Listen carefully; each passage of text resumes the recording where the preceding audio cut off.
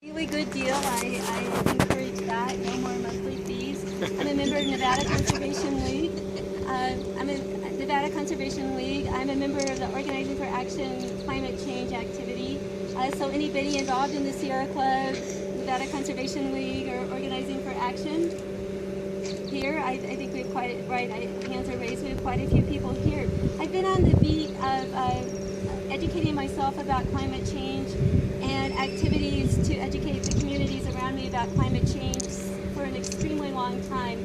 I remember the first objections to the Alaskan oil pipeline. We worried about pollution in the waters because the ships didn't have to be double hauled, and we worried about breaks in the pipeline, and all of those fears came true. So I think I have a pretty good, when my bell rings, maybe I should pay attention to it, and it's worth talking about to my community.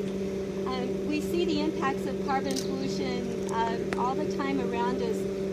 Acknowledging Chris G's involvement and the county commission. Our Clark County Department of Air Quality is excellent. I worked with them a few years ago on an Earth Day event. They were fighting ground level ozone by a program of switching out gasoline-powered lawnmowers for electric lawnmowers. And it was such a great program. I was out there at Cashman Field, and there was like pickup trucks bringing these lawnmowers in as far as the eye could see. You probably voted for that program.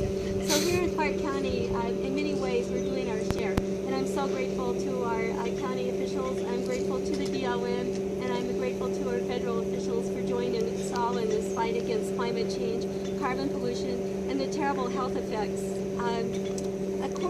I'm going to read some facts. According to the American Lung Association 2014 State of the Air report, despite all of our hard work, our area was the 10th smoggiest location in the nation.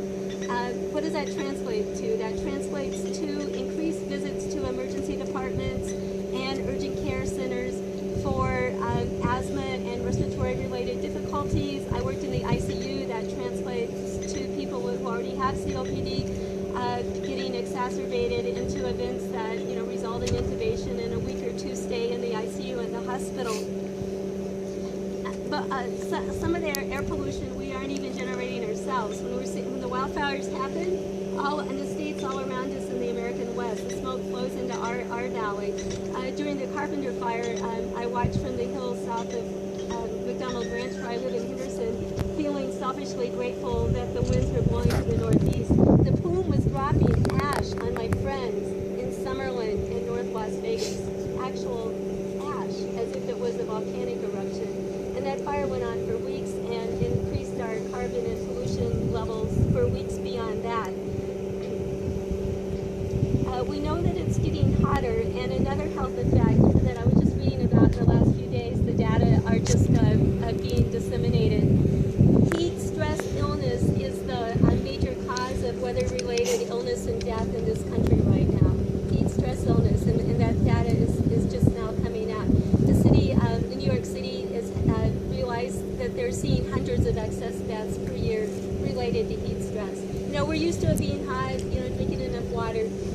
Where people get harmed with heat stress if they live in cities that aren't used to having spikes where the nighttime overnight temperatures stay in the 80s instead of dropping to the 60s or 70s. These are people that are used to not having air conditioning. They live in apartments without air conditioning, and this is sort of catching up on people who can't afford air conditioning, live in cities that normally don't have to use it, are seeing their summertime temperatures, and the overnight lows stay very high, and that's what causes heat stress and death.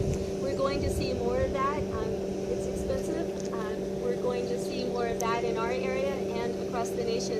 Another thing I just read was that if you're 29 and younger, not me, many people here, if you are 29 and younger, you have never existed during a month that had below average temperatures in this nation. So that's something to think about, and those kinds of things maybe we'll start convincing some of our friends on the other side that carbon pollution is real and climate change is happening.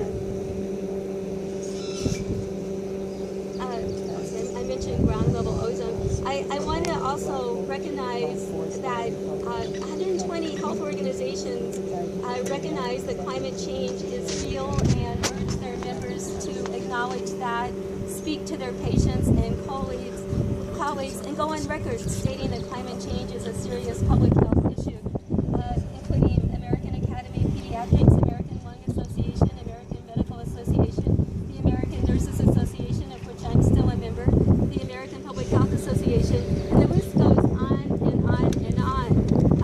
The American Nurses Association issued their climate change statement as far back as 2008. Their data already convinced them that heat-related illnesses and respiratory illnesses are already exacerbated in a measurable way because of climate change. Another issue that's not mentioned here is thinking about respiratory vector-borne illnesses are going to be increasing as malaria and mosquitoes are sort of arriving in the southeast and making their way farther and farther north. And the American Nurses Association encourages their members to do what I'm doing, which is study the issue and speak out.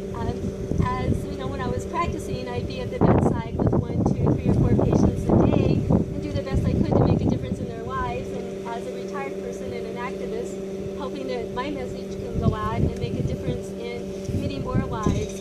It's time to have many more elected officials, no matter what party they belong to join our champions like Christian Kiliani, like Stephen Horsford, like Dina Titus, like Senator Harry Reid, and like Larry Brown, and many others who aren't here, to join them together and be united. This is not a partisan issue.